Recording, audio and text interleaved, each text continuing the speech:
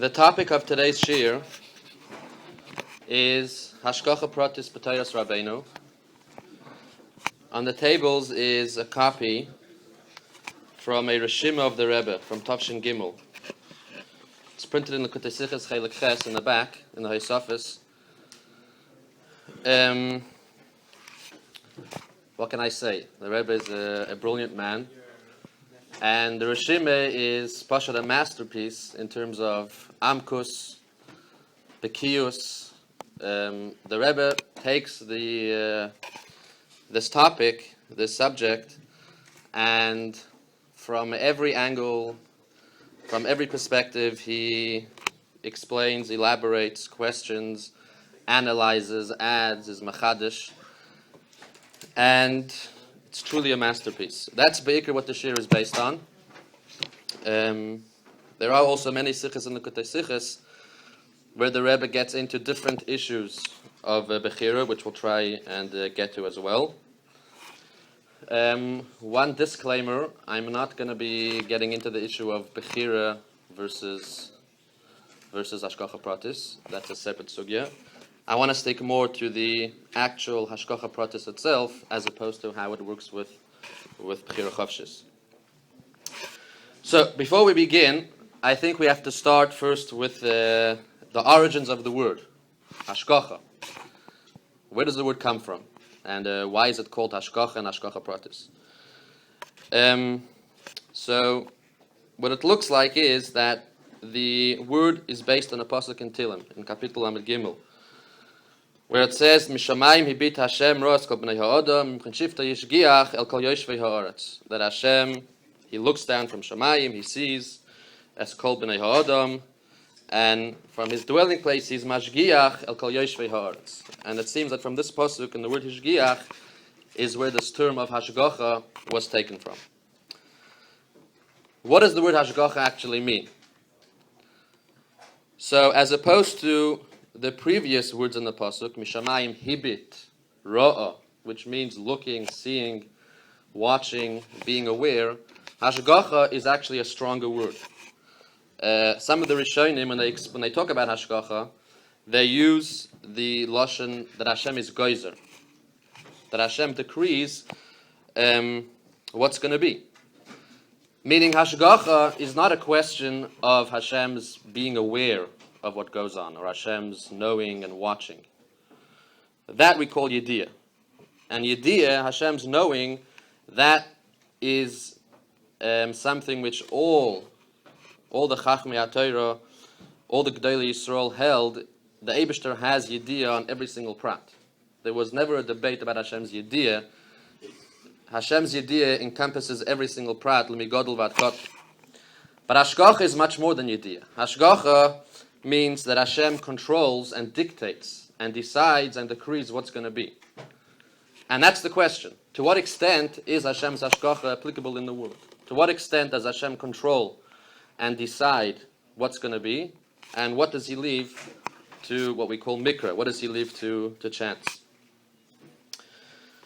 So, just as before we start, it's good to keep in mind that for the rest of the duration of this Shiur, we're only referring to Hashgacha, to Hashem's control over the world, not to Hashem's Yediyah. That's number one. Who were the first to coin Hashgacha Protis? The word Hashgacha with Protis? Yeah. I think the Baal Shem Tov. Because the people before him didn't hold the Hashgacha Protis, as we'll see. Okay, so firstly, I want to start with the Baal Shem Tov, which that's the yesod for what the Rebbe's Torah dwells on, is the shit of the Baal Shem Tov. And if I can quote, this is from Kesser Shem Tov in the Haisafis Ois Kuf Ayin Tes, and the quote goes like this: that Kol Proti Tnuas Hanivrom Limineihem Hi Bashgacha Protis Mehabayra. All the specific movements of all the creations is Bashgacha Protis, from the Eibishter. Balderech Dugma, for example, Hinei Tnuas Echot Hadeshoim, the movement of one plant. Hatzemeach Be'im Keyar, which grows in the depths of a forest. Oy be'echad ha'horim ha'gvoyim, or on one of a very tall mountain. Oy ba'amokim ha'yoser ha'mukim, or in a very deep valley. Asher loy over sham ish, that nobody ever went there. Tnuas hadesha hahu liyamin v'lismoilei lefonim ula'achar, the movements of this plan to the right, to the left, hu al pi Hashgacha Protis, asher hu yizborach gozar, and again the lashon gozar, Hashem decrees that this desha should yisei v'yochav liyaminoi v'lismoilei lefonim ula'achar b'mispa kazeh kazeh. So the Baal Shem Tov Shita is that Hashgacha Protis goes to the smallest detail, even if it's a blade of grass that's somewhere in a forest that nobody ever went there. Nobody ever saw this blade of grass. Nevertheless, every single movement that this piece of grass will make throughout its entire existence is Hashgacha Protis, that Hashem decrees that should happen. Very interesting to contrast this with the lashon of the chinuch. The chinuch in Parshas Tazria, Mitzvah Kuf Samach Tes, says like this: V'yesh men kitais yechoshvu. There are some people who think Yashkochas Hashem Baruch Hu al kol inyonei ha'olam bein balichaim oishar dvorim koloimar shelo yisnoya dover echad koten ba'olam hazeh rak becheftzio b'gzeirosoi ad sheyechoshvu ki b'nefoil ola echad mino ilon hu gozer olav sheyipol. So the chinuch says there are people who think that what is Hashem's hashgacha? How far does it go? That even the falling of one leaf is only by Hashem's decree. And he says, "V'zeh das rochik harbi min haseichel." Such a view, such a shita, is distant from the ways of seichel. It's illogical. Doesn't make any sense. That means the shita existed way before this. Not amongst the Chachmei Torah.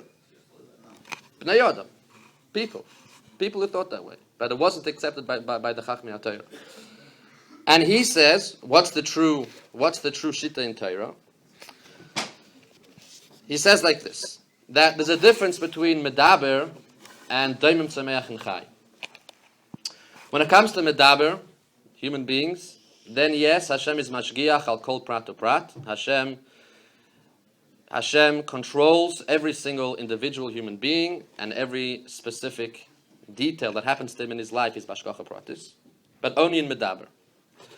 When it comes to daimim tzameach and chai, then they say there's Hashgacha minis v'lo hashgacha ishis, which means that Hashem is mashgiach on the species, but He's not mashgiach on the specific creations within that species. So, for example, if you're talking about grass and a certain type of grass, they would say that Hashem is mashgiach on this species of grass, or if it's a chai, or this species, this is the ant species.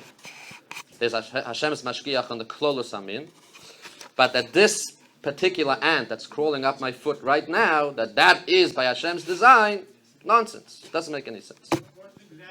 Das rochik habi min haseichel. That's nonsense. And why is Hashem mashgiach on the min? And what does that mean? So they say because Hashem wants everything is needed in this world. Nothing is just here because it's here. It has a purpose. So Hashem needs to ensure that this min continues to exist. If Hashem left the world completely as a hefker welt, then it's possible certain minim, certain species could become extinct. Some minim are extinct. So, it's a good question. So Hashem, that's by Pashkas Pashkacha. So Hashem, at least those minim that He chooses to keep them in existence, His hashgacha is there to ensure that this min continues to exist. So there should be ants, there should be mosquitoes, there should be grass and trees. But Hashem is not mashgiach on the pratim, on the specific creations within that min. Can they explain why it's rochik min haseichel? No. We'll get to that. The Baal Shem Tov Shita, like we said, is no. That Hashem is mashgiach not just on medaber, hashgacha protis, on every single prat, but even doim tzamech and chai, every piece of sand that's on the beach is moving hashgacha protis. And Hashem's controlling that. Now, before we go on, we have to bavar on something.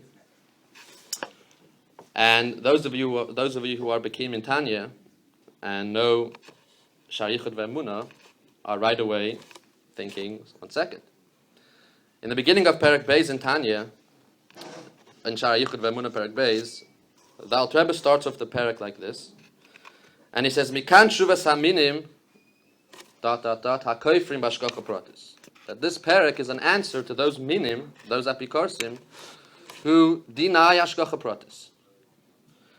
Now, need I say the chinuch is not the only one who says that hashgacha protis only exists in medaber, whereas daim tzemech and chai only have hashgacha klolis or hashgacha minis on the species.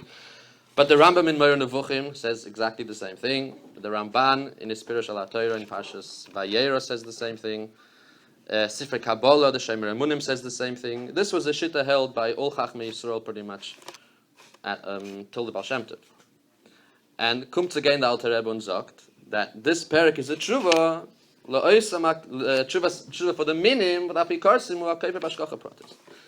So does this mean the Alter Rebbe seems to imply that the Rambam, the Ramban, the Chinuch are in the gather of minim chas v'shalom? And why does he use such a strong lotion that if you're kaifer b'hashgacha protis, you're a min? If so many Chachmei Yisrael Taka had this shita, then can't be that big of apikursus to say that.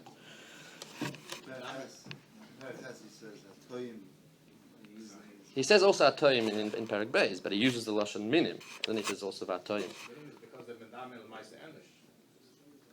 That's the answer. The answer is since Hashem is Mehav b'chol rega v'rega, so he's involved with every nivra. So Bal Korcha is Hashgacha Protis. That's in the answer. But the minus is not in the denying of Isavas b'chol rega. The minus is in the denying of Hashgacha Protis. The tshuva is that Hashgacha Protis has to exist since this is Isavas b'chol rega. So Hashem's anyways involved with every nivra. But he's not calling them minim for denying Isavas b'chol rega. He's calling them minim for hakoifim b'hashgacha protis. That's the lashon. Isn't the reconciliation that the Dein Sameach Chai, as it relates to the Medaber, that everybody would agree to hashgacha protis, even Rambam and Ramban? Yeah, but not every time does it relate to an adam. L'mashal in what we saw in the lashon of Kesef Shem Tov, even be'imkei hayar or b'harem ha'gvoyim, when nobody goes there, that's also hashgacha protis. So the Baal Shem Tov goes so far as to say, even if a taka doesn't affect the person, it's not just because it affects a person that it is hashgacha protis. Even if it doesn't affect anybody, in its own right, daim tzamech and chai have hashgacha protis. And the Alter Rebbe says, if you're kaifer b'hashgacha protis, you're a min. What about the famous matters of the shalach, the bird, the fish? We'll get there. How do those join in? We'll get there. Amir Tzashem. We have time. To maybe elaborate on this question of is it apikursus to be kaifer b'hashgacha protis? There is a famous beer in Chassidus, many mamorim. There's a Maimer Rabban Tafshin Yud Zayin that talk about the difference between Avodah Zarah and Shituf. And the beer in Avodah Zarah, al pi Chassidus, is based on the pasuk Ramak al Goyim Hashem al Hashemayim Kavaydai, that Goyim think Hashem is al Hashemayim Kavaydai, and he left the Olam in the hands of the Kechavim Mazalis, or in the hands of Teva, in the hands of Mikra, chant, and Chassidus calls that Avodah Zarah. If somebody thinks Ozav Hashem es haaretz, that Hashem left this world, that's Avodah Zarah. And we have to believe, no, that Hamakbi lo shaves, Hamashpil diris b'shamayim u'ba'aretz. Hashem is found in this world, He's involved in the world. But thinking that Ozav Hashem es haaretz, that Hashem left the world, so to speak, is Avodah Zarah. A very famous beer. It does sound from like what the Rambam, Chinuch, Ramban are saying is kind of Ozav Hashem es haaretz, saying that there's no Hashgacha Protis in Doim Tzamech and Chai, only Hashgacha Minis. Seems to be saying that Hashem kind of left the ants and the mosquitoes and the sand and the daimim and the grass. He left that alone. Hashem is involved in bigger things and greater things, but small things, pratim and daimim tzamech and chai, doesn't interest Hashem. So, what's the pshat? What's the difference between Avodah Zarah in the sense of Hashem, Ozav Hashem es haaretz, and the shita of the Chinuch and the Rambam and the Chachmei Yisrael.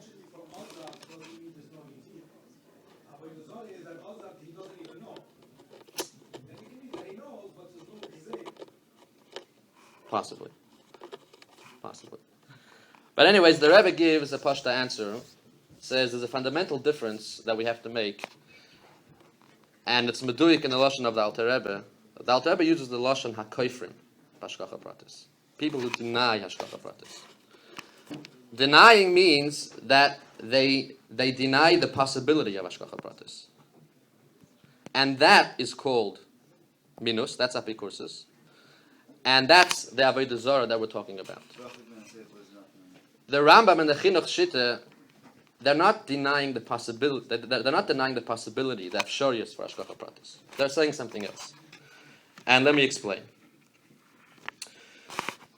The goyim, this shita of Ozav Hashem es haaretz is based on the fact that they say it's a yerida for Hashem to be involved in Olam Hazeh. The Eibishter is so great. Meil ala Shamayim k'vaydai. No, Shamayim is bakavadik for the Eibishter. But this lowly world, it's a yerida for Hashem, and therefore Hashem can't be involved. That shita is based on the fact that you have to believe that there's some kind of erech between Beira and Nivra.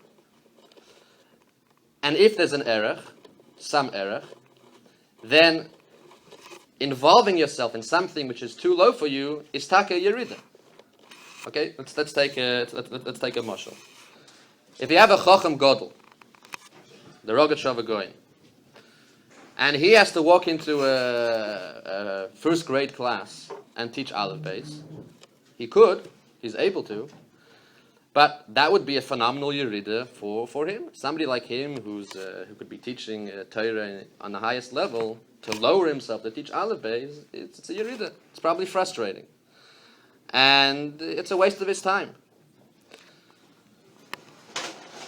But that's only because Sof Kol Sof, as great as the distance is between the Chacham Gadol and the first grade student, there's some kind of an erech. The Chachma is the same Chachma. It's bigger, this is smaller. And therefore one has the power to cause a yerida in the other. If you're talking about two things that have bichlal, no erech, like Beira and Nivra, that the Nivra and the Beira are Bein Aroich, then even if the Beira is found with the Nivra, it's not going to be Payal Yerida in the Beira, because you don't have the power to do anything to me, because you're not in my erech. So if I choose that I want to be there, I could be there. If the Eibusher wants to be mashgiach on the pratim, he could, and it's not going to cause a yerida because it's not be'erech. The shita of Ozav Hashem es haaretz that the goyim are saying is that since there's some kind of erech between Beira and Nivra, so the Eibishter Shamayim is closer to Hashem. Hashem could be there. Oretz is too far; he can't be there. That's taka avodah zarah, and that the Rambam and the Chinuch chas v'sholom that they say that. And if that's true, those who do say that shita are taka koifrim b'Hashgacha Protis. They deny the possibility that Hashem's mashgiach on a prat cotton in daimim. That can't be. That's taka the minus. That's the apikursus. The Rambam and the Chinuch and the Ramban, who didn't believe in Hashgacha Protis on Datzach, Daim Tzamech and Chai, of course they believe that Hashem, that the Beira is Bein Aroich to the Nivra, and if the Eibishter wants, he could be Mashgiach al Kol Prat Uprat, and Hashem could be found even in Olam Hazeh, and there's no Ozav Hashem es haaretz. They believe all of that, but nevertheless they still say that there's no Hashgacha Protis. So the question is why? If it's not going to be a yerida for Hashem, then why shouldn't it be mashgiach al kol prat uprat? What's taka b'svara? So there's a very, very fascinating lashon that the Rebbe quotes from the Shemer Emunim as the reason why there's no Hashgacha Protis in Datzach. And he says like this: that v'chol habalichayim v'kol shekein atzemeach v'daimim lo yushkuchu al protei inyoneim ke'elu lefi sha'amechuvon bohem yusag b'mineihem levad ve'ein tzorech shetiyeh hashgacha al ishiyehem. This leads into a whole new discussion.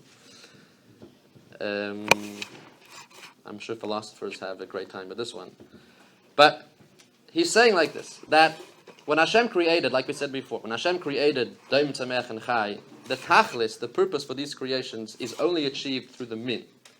There's a need for the species. The species has something to give to the world, and the species has a purpose why it needs to exist. But the specific nivroim within that species don't have a purpose. Okay? Yes, we need ants. We need spiders. It's a story with David HaMelech. But this particular one doesn't have its own unique purpose and shlichus in this world. The min has a shlichus. The min has a purpose. To say every specific piece of sand has its own unique shlichus that no other sand has, no. And since the purpose of the creation is only achieved by the min, so there's only a need for hashgacha on the min.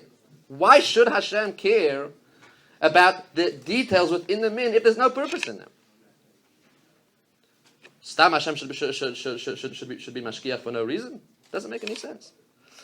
So that was l'chayr, the shita, and the reason for these Chachmei Yisrael why they didn't believe in Hashgacha Protis. And that's why the Chinuch says it's das rochik habim min haseichel.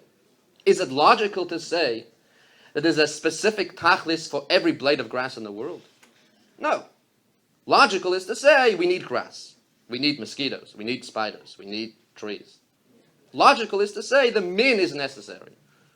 That's logical. So Hashem's mashkiach on the min. But to say that every single prat within that tzach is necessary in its own unique way is not logical. And Do they believe in the koyach eliki within the nivra? that's mahava? Yeah. Yeah. So there's koyach eliki, but there's not hashgacha. Right. Because the koyach eliki you need for its existence. And a min, al korchach, has to be made up of pratim. So the pratim are there because you need the min. If Hashem doesn't create every prat, there's not going to be anything. You're not going to have the min.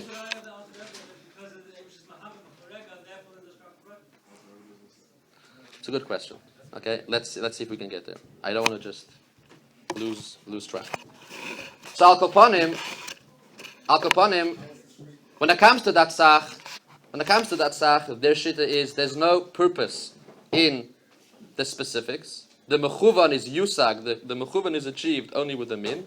Therefore, the hashgach is on a min. Mashenkin and medaber. Even they agree. Every medaber has his own unique purpose. Every medaber has his own unique shlichus.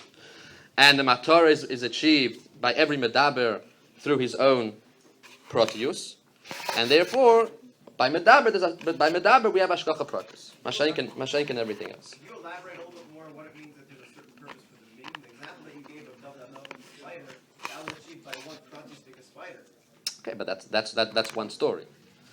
There is a need for spiders in this world. Okay, I can't sit here and go through every single. I don't know how to explain the purpose for every single creation in this world. But how do you understand that? But let me say when it says l'moshel in Pirkei Avos that whatever Hashem made, kol ma shabar kadosh baruch hu ba'olamai le'bara elo lekvoidai, that everything is here to bring cover to Hashem. They say, what brings cover to Hashem? What has purpose? Every single spider? No. The min, v'haraya, Hashem created the min, so there has to be a purpose to the min.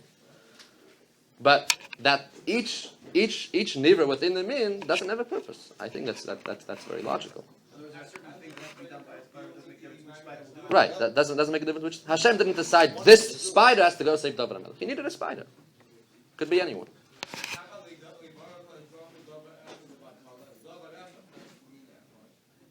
No chagut to shaila.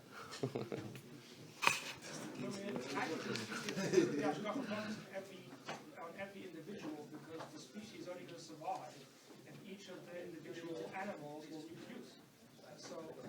So if Hashem saw that there was one left, he would have to be mashkiach on that one. But manager is not managing a company. He doesn't care what's going on in the company as long as the no, company. I'll give you a mashal.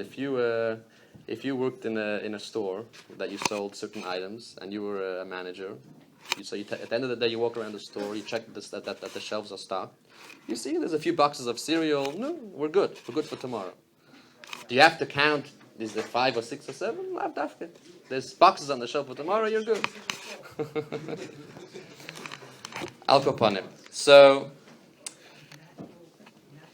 now we've come to the conclusion that Hashgacha Protis and the issue of Hashgacha, how far it goes, is actually dependent, and it's one and the same as the question of purpose. And the debate that the Chachmei Yisrael have about Hashgacha Protis is actually a much more, it goes deeper than that. It starts and it centers around the question of purpose. That until the Baal Shem Tov, the view was, like we said, that the purpose in that Tzach is only in the min, not in the Ishim, not in the specifics. Only in Medaber is the purpose in the Ishim. And the Baal Shem Tov was Mechadesh, Hashgacha Protis, Dahainu. He was Mechadesh, no. That every single Nivra, every specific individual Nivra of that Tzach has its own unique purpose, and the Mechuvan is in itself. It's not just there. It's not just there to be mashlim the min. It's there as its own nivra. It has its own purpose, and therefore there has to be hashgacha pratis on that nivra because it has its own purpose. And to quote this from the Baal Shem Tov himself, the Baal Shem Tov says, and this is brought down in a Yom Yom of Chavches Cheshvan. Baal Shem Tov says, Takaseh, that Hashgacha Protis is not only the fact that Hashem is mashkiach al kol prat to prat, ela oidzos, that this tenuas hadesha haproti halizeh, the movement of one specific blade of grass, yesh lo yachas kloli liklolos kavanas abri. So this is how far the Baal Shem Tov takes his shita. Not like the Chachmei Yisrael who said that there's no purpose in the specifics. There is a purpose, and not only a purpose, says the Baal Shem Tov, but it's negeya in the klolos kavanas abriya. Hashem's purpose for creation, Hashem's plan in the whole kavanas abriya. This blade of grass, be'imkei hayar, that nobody ever saw, nobody's gonna see, it swaying 45 degrees to the left or 44 degrees to the left, that 1 degree is negeya to the kavanas abriya. If it swung 44 degrees, then the kavanas abriya is jeopardized. So Hashem had to make sure the wind was strong enough. It went 45 degrees.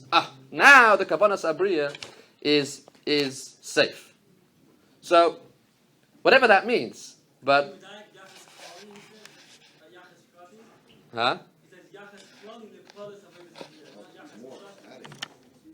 what do you mean? I know it's giving more. It has a general connection, not a specific detail. You could have used the word yachas prati, which would be much more specific to emphasize hashgacha pratis. I mean, that's the point we're trying to make. The point he's making is that hashgacha pratis is Hashem's not mashkiach for fun. Hashem's not bored and he needs to keep himself busy, so he's worrying about ants. He's worrying about the ant because this ant is neged to the kavanas abriya. So he needs to make sure that his plan works. And for his plan to work in the kavanas abriya, this ant needs to go there, and this leaf needs to go there, and every single prat has a part to play, a role to play in the grand picture of things called the kavanah elyon. And that's, I mean,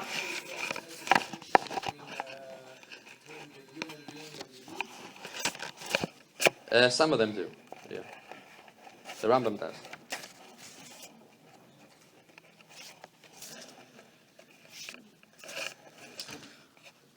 Okay, so now, based on this, once we've come to the Yesod, that Hashgacha Protis is actually mevusas and meyusad on the question of purpose, and according to how you understand the purpose of Nivroim, that tells you about the Hashgacha. We can now understand a very brilliant observation of the Rebbe in terms of the difference between Hashgacha Protis on everything else and Yidden. And the reason why you have to make a difference is because if it's true that Hashgacha Protis is based on the question of purpose, there has to be a difference in the purpose of Yidden and everything else. And if there is a difference in the purpose of Yidden versus everything else, it has to play out in Hashgacha Protis. So, what is the difference between Hashgacha, between the purpose of Yidden and everything else? So, very simply, we have the first pasuk in the Torah, Bereshis Bar Elokim, and Rashi says, the famous Rashi, Bereshis Bishvil Beis Reishis, Bishvil Yisrael, Shenikras Reishis, and Bishvil HaTorah. That Hashem created Shamayim v'Aretz, but all of that is Bishvil Yidden and the Torah. In other words, everything else in the world, Doim Sameach Chai and Medaber minus the Yidden, is only there Bishvil Yisrael v'HaTorah. they're not a mean. They're not an end in themselves. Their purpose is not in themselves. Their purpose is to lead to something else, to serve something else, which is the Yidden and the Torah. Mashenk and the Yidden, they are the purpose in themselves. In Chassidus, we call this difference the difference between Chitzonius Haratzon and Pnimius Haratzon. And Chassidus gives the famous mashal when a person has a business. So why does he have a business? Because he has to have parnasa. So what's his ultimate objective? His ultimate goal is parnasa. He needs the money. He's working because that's a means to get the money. So the ratzon that he has to work is chitzonius haratzon. If he could get away without working, he would do that usually. He still wants to, but he wants to because that leads him to what he ultimately wants, his pnimius haratzon, which is the parnasa. So in the world, the Eibishter's ratzon for everything else is chitzonius haratzon. He doesn't need them; he wants them. But it's not, he wants them for them. He wants them because they get him to what he really wants. What does he really want? What's the real kavanah? Eden and Torah. So therefore, if the whole kavanah, if the whole purpose in Datzach and Goyim is for the Yidden and for Torah, that's the purpose, then even according to the Baal Shem Tov, that sees a unique purpose in every single nivra, in Datzach, but I still have to see that purpose in light of how it affects Yidden. Meaning, the Baal Shem Tov is not saying that the purpose of this blade of grass is for itself. Somehow, this blade of grass has a unique purpose in the way it brings to the ultimate kavanah, which is Yisrael and Torah. So therefore, going back to the mashal of the business, which is the mashal of Chitzonius Haratzon, let's say you had a president of a company who's very good at his job. And in his job, he wants to be mashgiach al kol prat to prat. He has to see through everything in his company. Nothing he leaves to anybody else. He watches everything. He makes all the decisions. So when it comes to designing the office, which chairs and which desks and which bookshelves, he's involved. Who he's going to hire as a salesman, he's involved. What kind of advertisement to make, he's involved. So he's involved with every single prat. But al korchoch, there's going to be a difference in the way he's mashgiach on the different pratim. Since the ultimate goal in the business is to make money, so the closer this tchum within the business is to reaching the goal of making the money, the more his hashgacha is going to be. The further the prat is from the ultimate goal, he's still mashgiach, but not in the same way. So therefore, in the example that we gave, he's going to care the most about his advertising campaign. That's what's closest to bringing in money. The furniture in the office, it's important. If he has to sell his product and somebody's sitting in his office, he wants to make a good impression. So that's still important. He's mashgiach. But it doesn't have the same importance as the advertising. Because since the whole business is there to make money, so those details that are closer to making the money, he cares about more. Those details that are less, that are further from making the money, he still cares about because it's part of the business. It's part of the bigger picture, but he cares less. He's mashgiach less. So the same thing, says the Rebbe, is true by Hashgacha Protis on Datzach. Even according to the Baal Shem Tov, that Hashem is mashgiach kol prat to prat, and every single prat has a purpose. But since the purpose is not in themselves, the purpose is how they affect Yisrael and Torah. So the fact is, some things affect them in a closer way, some things in a further way. Some things are strongly related to Yidden and Torah. And Esav Be'imkei Hayar is probably less. It's still Negeya, it's still important, but it's less close to the ultimate goal, which is Yidden and Torah. And therefore, says the Rebbe, there's going to be a difference in the pratim in terms of Hashem's interest and hashgacha. Hashem is not going to be mashgiach on every single prat and datzach in the same way. The beferish is going to be his chalkos, and a difference in amongst the pratim. Some he's more interested, some he's less interested. Now, when it comes to Yidden are the matara and the tachlis in themselves. They are the ultimate goal. And the Eibishter's Ratzon and Bechira is in Yidden themselves. The Eibishter was Boicher, and he wants Yidden not because they bring to something else. He wants them. Finished. That's where it ends. And the nature of Ratzon, as we know from Chassidus, is there's no Ischalkus. When you want something, and that something has different pratim, if it's true Ratzon, which is L'mayla min hatam, if it's above reason, it's just a Ratzon, then every detail is the same. You can't be Mechalek and say this detail is more important and this detail is less important. If the Ratzon is based on a reason, because there's a Maila, this thing brings me something, then yes, there's a difference. The more it brings you, the more you want it. The less it brings you, the less you want it. But if it's true Ratzon and Bechira, L'mayla min hatam, you want it because you want it, that's Pnimius HaRatzon, then by definition that cannot be his chalkus. Every prat is the same. And therefore, says the Rebbe, when it comes to a Yid, the Hashgacha Protis on the life of a Yid is in such a way that every single prat is the same. So if it's what kind of shoes he's going to wear and what kind of cup he's going to pick up to drink from, that is equally important as which Masechta he's going to learn. You would think, Mele, which Masechta is going to learn Torah as every Yid has his chelik in Torah. It's very important for his neshama to pick the right Masechta. So Hashem is going to make sure that he finds his chelik in Torah. But which cup he should drink from on the table, oh yeah, Hashgacha Protis, but is it as important as which Masechta he learns? Lav Tafke. That's what you could think. And that's true by everything else, not by Yidden. Hashem by Yidden, says the Rebbe, because it's Ratzon and Bechira L'mayla min hatam, every prat is the same. Hashem is equally caring and equally interested and equally mashgiach on which cup you use and to which Masechta you learn. It's B'shavah Mamish. How do you explain the Sikha about the New Islam, the enhanced by the sea as well, and sharing the mitzvah, and even within Yidden tradition, how do you explain I don't know. We could look it up later together. I can't do everything on one foot. Anyways, moving on back to the shit of the Rambam, that the Hashgacha on that Tzach is only Hashgacha Klolis. There's what I found a absolutely fascinating argument that the Rambam makes. It's ingenious. It's ingenious. The Rambam, to prove his own shitta that there's no Hashgacha Protis on that Tzach, says like this. He lays down a premise.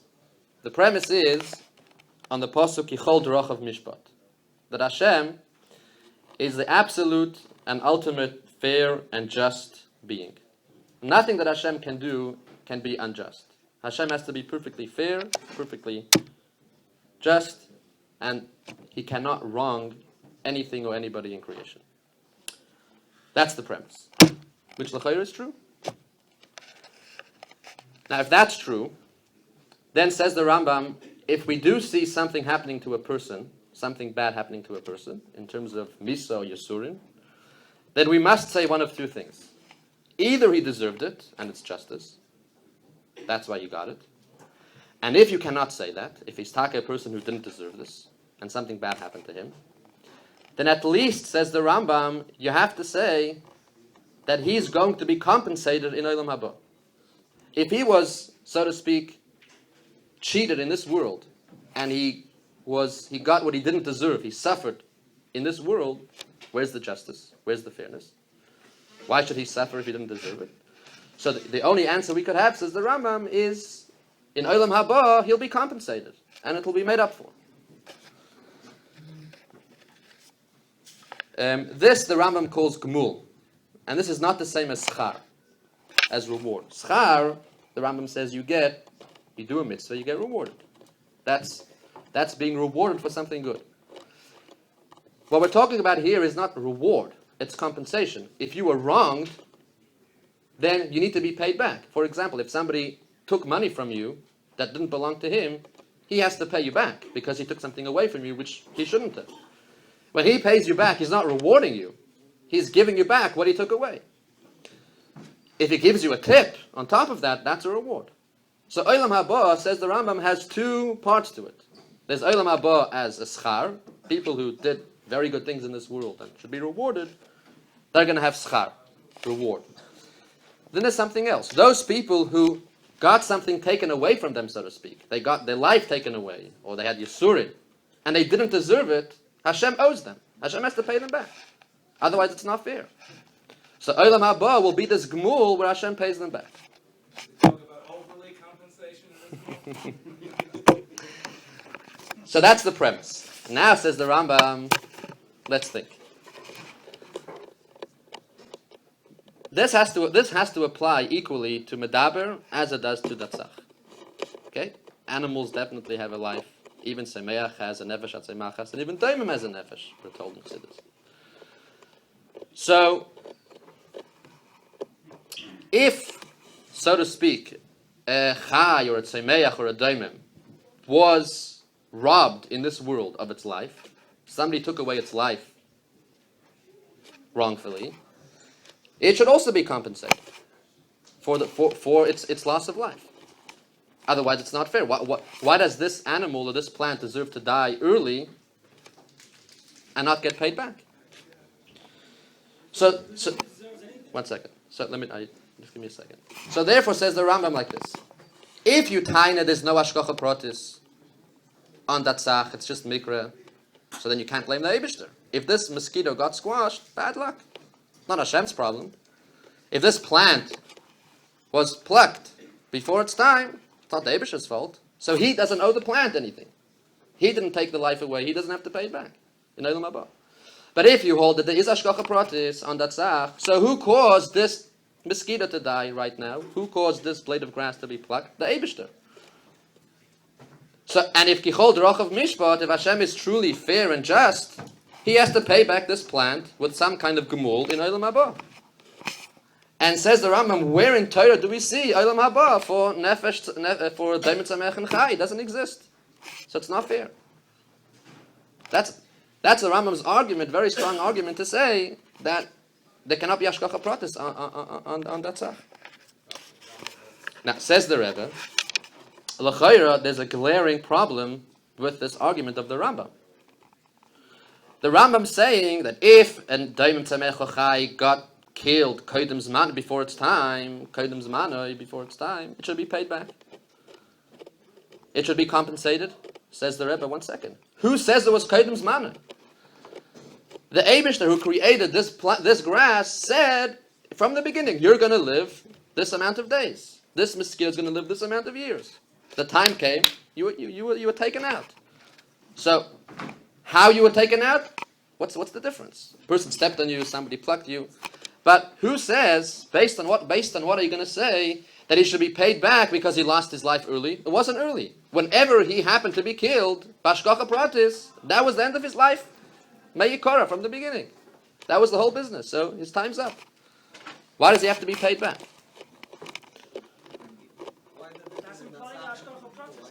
Huh? That what? The same story. A person dies early. Who said it was early? Maybe that's the. In Achanami. What's the argument of the Rambam that you have to be paid back? If something was taken away, if something died early, it has to be paid back. What's this whole musig of dying early? Who says it's early? Okay, We think it's early. Good question. So, anyways, the Rebbe says no. The Rambam's argument is Chazak Ubari. Why? Because he has a Beferish Raya that there is a concept of Kodim Zmanoi that you could die before your time even by Datzach. What's the Raya? The Isra of Bal Tashchis. The fact that there's an Isra of Bal Tashchis in the Torah is the biggest proof there is an Inyan of Kodim Zmanoi by Datzach. If Hashgacha Protis meant that whenever you die, that's it, your time was up, why would the Eibishter invent an Isra of Bal Tashchis? Don't cut down the tree. If the tree got cut down, that was the end of its life. But no, we're not talking about Bechira Chavshis here. Not talking about Bechira Chavshis here. No.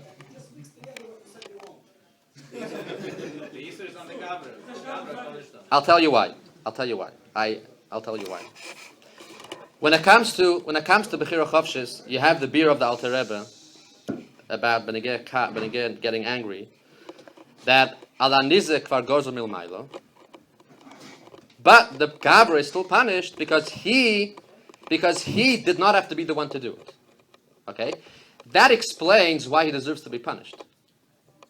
Okay, so because I decided that I should be the one to do this bad thing, so I deserve an oynish because habishluchim l'makeh. Hashem could do it anyway. So why did Hashem? So it didn't have to be me. But we're not asking why is the person getting punished for Bal Tashchis. We're asking why is there a musig of Bal Tashchis? But why would Hashem care to tell a person not to do it? For what? Because it's hashgacha. You don't know when the time is. You don't be in the habit of. Maisa from the Gabra, not So he's saying it's purely ethical. Hashgacha Protis is purely an ethical thing. So why is it Purely an moral. ethical thing? You shouldn't be a mashkis. Okay, fine. At least the Rebbe sees in it much more. The Rebbe sees in Bal Tashchis, the fact that the Eibishter made Bal Tashchis an Isur means that the Befeirush, there is a koyach that a person has with his Bechira Chavshis that he could end the life of a tree early. He could end the life of a Baal Chai early. If this what? And that is the time of the Rambam. That if the Eibishter with his Hashgacha Protis caused this thing to end its life early, and I know it's early, I know that there's a concept of early because there is Bal Tashchis, so there is a concept of Kaidim Zmanoi. So if it happened that this thing was finished, was died Kaidim Zmanoi, it should be compensated in Olam Haba. And the Rebbe's answer to this question is 3 letters. Vav, Tzadik, Ayin. B'tzarchiyah. The Rebbe, at least in this Rishimah, did not have a satisfactory answer to this taina, and it remains a strong argument of those that don't believe in Hashgacha Protis. My dog died. Would it go to heaven? Possibly. Possibly. Whether you Okay, I want to finish off because we're running a little bit late with one more nakuda. But this will end. The nakuda is back to the shit of the Baal Shem Tov. I'm getting tired. Back to the shit of the Baal Shem Tov. That Hashgacha Protis is al kol prat to prat. Nowadays, where does it leave us? Meaning, nowadays, does it remain a machlokes? If somebody says, well, it's machlokes between the Gedolim, the Rambam and the Ramban, the Rishonim say there's no Hashgacha Protis, the Baal Shem Tov says there is. No, fair benich to be machriya between these Gedolim. I don't know. Poyel Mamish nowadays. What's the story? Of course, if you're a chassid, you believe in the Baal Shem Tov. But bichlal, halachically, what's the obligation nowadays? Does he have to believe in Hashgacha Protis? Is he allowed to cling to the shita of the Rambam? How does it work? So the Rebbe says like this, that there was a well-known vikuach that the Alter Rebbe had with Misnagdim over the issue of Hashgacha Protis. They, as Gedolei Yisrael, knew the Makairos, and they knew what Torah held, that there's no Hashgacha Protis. They did not like the Baal Shem Tov being Machadish new things. So there was a vikuach. And the Alter Rebbe defended the shit of the Baal Shem Tov with one raya from Nigla, but it's actually 2 rayas from Nigla. The first raya from Nigla to the shit of Hashgacha Protis is from the Bereshis Rabbo. The Medrash tells a story about Rav Shimon Bar Yochai, who he was in the cave for 13 years. At the end of the 13 years, he came out of the cave, and he was standing at the entrance to the cave, and he happened to see a bird hunter hunting birds. And the guy was shooting arrows, and sometimes he hit, sometimes he didn't hit. And each time before he shot the arrow, the Baal Shem Tov, the Rashbi heard a bas koil, announcing either dimus dimus, which means this bird will get away. And if that's what the bas koil said, the bird got away. And if the bas koil said, I forgot the word, it's a hard word, safkuli. If he heard the word safkule, that means it's gonna get caught. That's what happened. And Rashbi made himself a kal v'chomer. He said, if even a bird won't get trapped unless there's a baskel decreeing it should be trapped, so for sure I can't get killed unless Hashem wants me to get killed. I have nothing to fear, and he left the Meira. So, this is a Befeirish Raya. This is one bird. It wasn't the whole min. There was one particular bird. And a baskel was interested in deciding if this bird should be killed or if it should be let free. So that seems to be a proof in Nigla the Torah that even on the Protim of Tzemeach, at least, there is Hashgacha Protis, and the Eibishter is Geyser, what's going to be with every single Protis Likaniver. It was connected to a Yid Zaveda, Rashi leaving the cave. True. A second raya, and this is the raya that Al Tebe actually said at the Vikuach, was the famous Gemara in Chulin. Somebody mentioned it before in Daf Samach Gimel Amar Aleph. It says, Rabbi Yochanan ki avachazi sholach oma mishpatecha toheim rabba. When Rabbi Yochanan would see a sholach, which is a bird which catches fish, he would say, mishpatecha toheim rabba, that Hashem's mishpat reaches the very bottom of the toheim. And Rashi says, what's the pshat? That Hashem was mezamen a sholach lishpoit velasis nikmoscha lahamis hamazumonim lamos. That Hashem brought this sholach to judge and to take nakama from hamazumonim lamos, which means that if a fish gets caught by a bird, it's not the pshat. It was a mikra. It was a random. Punked this fish. No, the Eibishter decided that this, for whatever reason, this fish has to be caught, and he sent a sholach, and the fish was caught. And the same thing you could apply to every, if it's true by a sholach and a fish, it's true by everything. That whatever happens to a particular doim tzameach or chai is with a din of mishpat, and Hashem is geyser, and that's why it happens. Without Eibishter's gzeira, it's not going to happen. Now, interestingly, and with this I conclude. Firstly, at this vikuach about it says that the Alter Rebbe was victorious, and the Misnagdim. But it's interesting, these two rayas is interfering with nature. The Baal Shem Tov's Hashgacha Protis is nature as it goes. These rayas only say when something abnormal. Well, the shalach is nature. It's part of nature. Interfering with the life. Okay, but that's nature. The nature is that birds are going to go catch fish, or people are going to step on grass. I mean, it's still b'derech hateva. Grass, the fish going this way or this way. But I mean, Mishpat. yeah, but if it's a mishpat on a fish swimming in the sea, why shouldn't it be the same thing by anything else? Anyway, but the Rebbe says that this raya was a raya nitzachas and a raya machras, and it looks like from then on the argument was put to rest, and the Gedolim were maskim, and therefore says the Rebbe that nowadays this is the only acceptable shitta, and no longer do we have reshus to cling to the shitta of the Rishonim, because we have the Feirish Arayas, even the Misnagdim l'chayra were maskim, and the debate is over. Yeah, it's nishken g'dolim.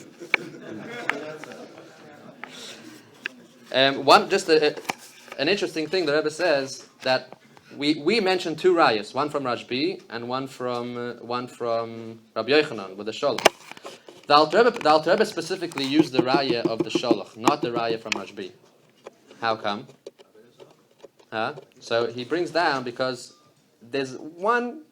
If you really want to ask a question, you could ask a question on the raya of Rashbi, and that is that a bas koil doesn't necessarily mean it's coming from the Eibishter himself.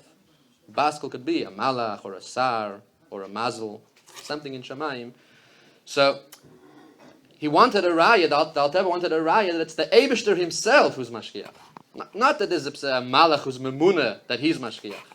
That's not good enough for the Baal Shem Tov. The Eibishter b'chvoidei v'atzmoi, lo yalidei malach, lo yalidei saraf, b'chvoidei v'atzmoi, the Eibishter himself is mashkiach al kol prat u'prat, and that's the raya from Rabbi Yochanan, mishpatecha toheim rabba. The Eibishter's mishpat, the Eibishter himself decides which fish has to live, which fish has to die, and he sends the sholach to take care of business. What he said is it's not connected to the Aveda Va'id. It's also another reason. If I may, one more, maybe this is connected to what you're saying, one more quicker aura. L'chayra, you can ask another question on the raya of the Rashbi, and that is, he made a kal v'chomer, right? If even a bird doesn't get trapped without the Eibishter interfering, so for sure me. What does he need a kal v'chomer for? By medaber, everybody's moida that there's Hashgacha Protis, right? So that's a milsa de pshita, that for Yidden for sure there's Hashgacha, and tzaddikim Hashgacha Protis. So he needs a raya from a tzipor. If it's tzipor, the Eibishter has to decide. So me for sure. Now he's happy to go out. Yeah, but the Rashbi, at least he believed, even if he held like the Rambam, at least he believed in Hashgacha Protis and Medaber, so he shouldn't have waited for a Kal V'chomer, he should have left on day one. Left the Meira. Believing in Hashgacha Protis. So the Rebbe says it's a Pashta Chiluk. The Rashbi leaving the Meira was Begeder, putting himself in a Mokim Sakon. That even with Hashgacha Protis, and nothing will happen to you unless Hashem says it should happen to you, the fact is, the Gemara says a person cannot put himself in a Mokim Sakon. And if you do, then you're responsible for your own life. Don't blame the Eibishter. The Rashbi leaving the Meira was putting himself in sakana. So, regular Hashgacha Protis wouldn't help him. He has to do b'derech hateva what he has to do and protect himself. But what did he see by the bird? That even birds that are begeder sakana, because in the area there's a guy shooting arrows. So that means this whole these few square feet over here, any bird entering this place is an amakim sakana. And even a bird that's b'makim sakana, still the Eibishter has to say he's going to get killed. So that told him that even though he's putting himself in a makim sakana, there's still Hashgacha Protis. Thought, how is he allowed to? So the Rebbe says, because the fact is he couldn't stay in the Meira forever. So there had to be a time when he would leave. So it had to be some time. So he figured if this is the message that Hashem is sending him, then even if it's a Mokim Sakana, he has a shus to leave, and he left. I thank you for listening. I have one more question. The whole premise that the purpose is connected to Hashgacha, in the Lashon of Al Shem Tov, it's oidzos. It shouldn't be oidzos. Right, no, because the oidzos is that it's negate to the Kavanah Sabriya. Klolos Sabriya. The fact that it has a purpose, that's the shitta. But that the purpose is negate to the Kol Sabriya, that if this prat is messed up, then the whole Kavanah Sabriya is that's the oidzos. Okay. But derech efshar.